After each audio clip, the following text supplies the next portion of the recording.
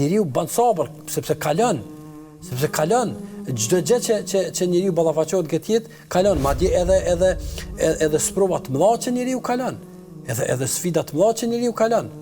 Andaj pra sabri ne sot kur i thojmë diku baj sabër, a duket dikuj si zgjidhja më e pavend që dikujt na jep.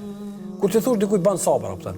Ka nis për shembull një projekt caktuar, ka hasur pengesa të caktuara, i thon ban sabër vëllai, thotë vëllai të xhama zgjidhen son sabër, apo?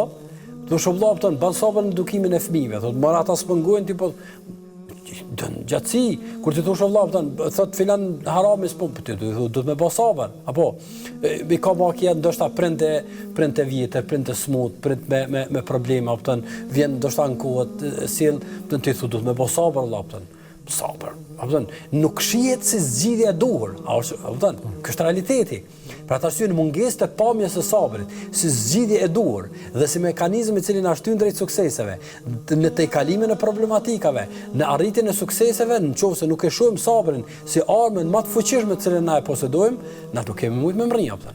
Në pejgamberi alayhis salatu wassalam, në fillimin e shpalljes, në fillimin e torturave të mëdha të cilat i posedonin, të cilat i psonin muslimanët në Mekë, pejgamberi sa mi pa njerëz që duke u maltretu, duke u lëndu deri në skajshmëri, madje deri në flijim. Edhe çka i tha? Tha sabrun ali Yasir. Sabër bani o familja e Yasirit. Sabër bani, kupton?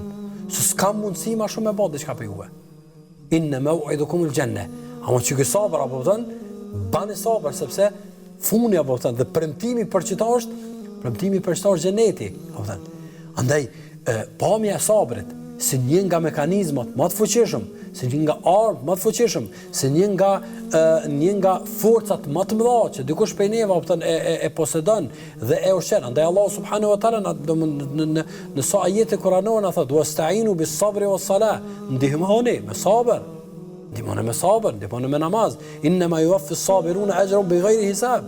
Thotë Allah subhanahu wa taala, sabërlive ka dhënë Allahu është problem, madje pa llogari.